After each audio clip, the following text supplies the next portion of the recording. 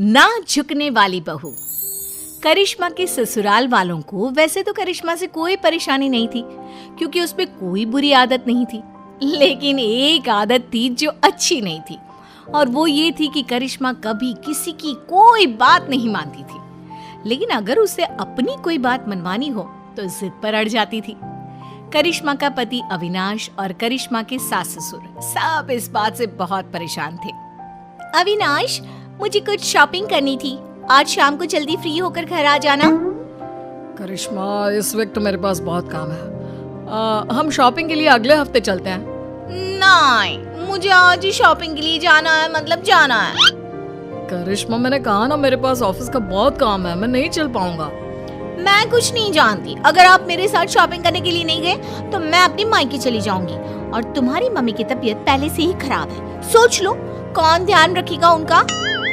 अरे बेटा, तुम कभी तो अपने पति की बात सुन लिया करो। एक हफ्ते में क्या बिगड़ जाएगा। मैंने कह दिया सो कह दिया, मैं झुकूंगी नहीं। शाम को अविनाश करिश्मा को शॉपिंग के लिए लेकर जाता है। अविनाश, मुझे ये ड्रेस बहुत पसंद आ रहा है। अरे लेकिन ये पूरे 20,000 का है। तो क्या हुआ, मुझे ड्रेस पसंद है और मुझे लेना है। करिश्मा, इस बार बजट थोड़ा गड़बड़ हो गया यार, अगले महीने तुम ये ड्रेस ले लेना। कभी तो अपनी जिद छोड़ दिया करो ना डार्लिंग। मैं यही ड्रेस लूंगी, कहा ना मैं झुकूंगी नहीं। कुछ दिनों के बाद। करिश्मा बेटा, अविनाश के मामा जी हमारे घर आ रहे हैं। देखो, हमारे सामने तो तुम कैसे भी कपड़े पहन लेती हो, लेकिन उनके सामने बस एक दिन के बाद बेटा साड़ी पहन लेना। हाँ? अरे, अविनाश के मामा जी आ रहे हैं तो मैं क्यों साड़ी पहनूं? करिश्मा, हम सब तुम्हारी बात मान लेते हैं ना, कभी तुम भी तो हमारी कोई बात मान लिया करो। कितनी बार कह चुकी हूँ, मैं झुकूंगी नहीं। अगले दिन। और अविनाश, हमारे घर की बहू है तो साड़ी पहन कर रहती है, तुम्हारी बहू तो पजामा टी शर्ट पहन कर घूम रही है। अब क्या बताएं, बहुत समझाने की कोशिश की, लेकिन किसी की बात नहीं सुनती। हर बात पे कहती है मैं झुकूंगी नहीं। बात करने की कोशिश करता हूँ। और करिश्मा बेटा, जरा इधर तो आओ। जी मामा जी, बताइए क्या हुआ? अरे वैसा तो तुम बहुत प्यारी हो बेटा, लेकिन तुम्हें इतना तो पता होगा ना कि कोई बड़ा घर आता है तो उसके पैर छूने चाहिए। देखिए मामा जी, मैं किसी के आगे झुकती नहीं, दिल से सबकी रिस्पेक्ट करती हूँ। मैं झुकूंगी तो बिल्कुल भी नहीं। सुन लिया आपने मामा जी, समझा समझा कर थक गए हम, किसी की नहीं सुनती। कुछ दिनों के बाद। मम्मी जी, आज मेरी सहेली ने मुझे किसी जरूरी काम से बुलाया था, तो आज अविनाश के लिए खाना आप बना देना। ठीक है बेटा, कोई बात नहीं, मैं बना दूंगी खाना। तुम आराम से अपनी सहेली से मिलकर आ जाओ, कोई बात नहीं, जो भी काम है करके आओ, ठीक है? थैंक यू मम्मी जी। अरे मम्मी, करिश्मा आपकी कोई बात नहीं सुनती, और आपने कितनी आसानी से उसकी बात मान ली। इस घर में सब उसकी बात मानते हैं, लेकिन वो किसी की बात नहीं सुनती। बात तो तुम्हारी ठीक है बेटा, लेकिन हम कर भी क्या सकते हैं। जब भी उसे समझाते हैं बस एक ही बात कहती है, मैं झुकूंगी नहीं। तो मम्मी, आपको भी उससे कहना चाहिए था ना, घर का खाना बना कर जाए। आपको भी उसकी बात नहीं सुननी चाहिए थी। अरे बेटा, बहू है वो मेरी, अब क्या मैं उसके बराबरी करूंगी? और तुम्हारे लिए ही तो खाना बनाना था। अरे कोई बात नहीं बेटा। कुछ महीनों के बाद। बहू, अविनाश का प्रमोशन होने वाला है ना, पंडित जी ने कुछ कहा था मुझसे। क्या कहा था मम्मी जी? पंडित जी कह रहे थे कि अविनाश की पत्नी 4 सोमवार का व्रत रखे, इस बार उसका प्रमोशन पक्का है। लेकिन मम्मी जी, मुझसे तो भूखा रहा ही नहीं जाता, मैं कैसे व्रत करूंगी? अरे बेटा, तू फल खा लेना, दूध पी लेना, बस एक टाइम का व्रत रख अविनाश की तरक्की के लिए। लेकिन मम्मी जी, आप भी तो व्रत रख सकती है ना, वो आपका भी तो बेटा है।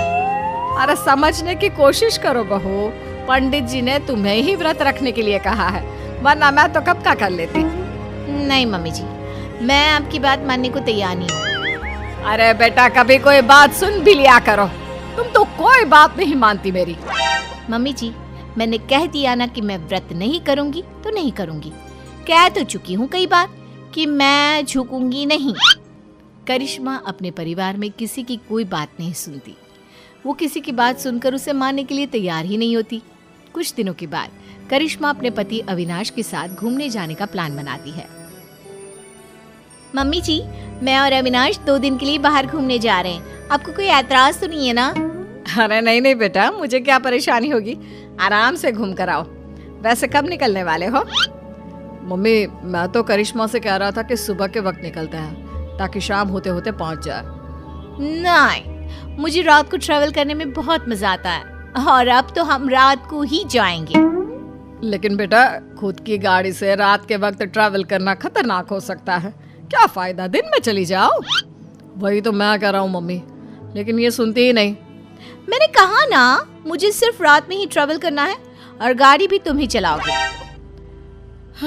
बेटा, इस बार तो तुम्हें यह बात माननी ही होगी। ये तुम्हारी सुरक्षा का सवाल है। मैंने कह दिया ना, हम रात में ही जाएंगे और मैं इस बात के लिए झुकूंगी नहीं। करिश्मा की जिद के आगे अविनाश की एक नहीं चलती और वो दोनों रात को गाड़ी लेकर शहर से बाहर जाने के लिए निकलते हैं।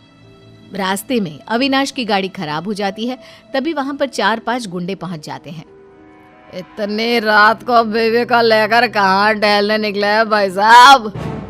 अरे जरा वक्त का तो ख्याल किया होता। इतनी रात को अपनी बीवी को घुमाने चले हो।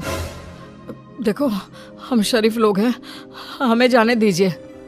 लेकिन हम तो शरीफ लोग नहीं है ना। अपनी मैडम से बोलो अपने गले का हार और ये सोने की चूड़ियां चुपचाप उतार कर दे दे। मैं तुम्हें कुछ नहीं देने वाली, जाओ यहाँ से। आए बड़ी चूड़ियां लेने वाले। अपने पति को जिंदा देखना चाहती हो तो चुपचाप ये चूड़ियां और हार उतार कर दे दो, वरना ये आज बचेगा नहीं। करिश्मा, अगर तुम्हें मेरी और अपनी जान प्यारी है तो अपने गहने उतार कर प्लीज इन गुंडों को दे दो। ए गुंडा किसको बुला रहे हैं? हाँ, सॉरी भाई साहब, गलती हो गई। मेरा मतलब करिश्मा, अपने गहने उतार कर इन भाई साहब को दे दो। मैं अपने गहने किसी को नहीं दूंगी। दूसरा गुंडा चाकू निकालकर अविनाश के गले पर रख देता है। अब भी नहीं दोगी तो तुम्हारे पति की गर्दन धड़ से अलग हो जाएगी, सोच लो। अरे ऐसे कैसे तुम्हारे कहने से कुछ हो जाएगा? मैंने कह दिया सो कह दिया। मैं अपने गहने नहीं देने वाली। मैं किसी के आगे झुकूंगी नहीं। करिश्मा, ये तुम्हारे घर वाले नहीं है जो तुम्हारे झुकूंगी नहीं कहने से चुपचाप बैठ जाएंगे। ये मुझे सीधा ऊपर पहुंचा देंगे। लेकिन अगर मैंने इन लोगों की बात मान ली तो मैं झुक जाऊंगी ना। अरे तो क्या परेशानी है? तुम्हारे झुकने से अगर मैं जिंदगी भर सीधा खड़ा रह सकता हूँ तो क्या प्रॉब्लम है? दे दो अपने गहने। करिश्मा रोते हुए अपने गहने उतार कर उन गुंडों को दे देती है। गुंडे गहने लेकर वहां से भाग जाते हैं। करिश्मा और अविनाश वापस अपने घर पहुंचते हैं। अरे बेटा, क्या हुआ? तुम ऐसी हालत में, और करिश्मा तुम्हारे सारे गहने कहाँ हैं? मम्मी, आपका बेटा जिंदा दिख रहा है, ये कम है क्या?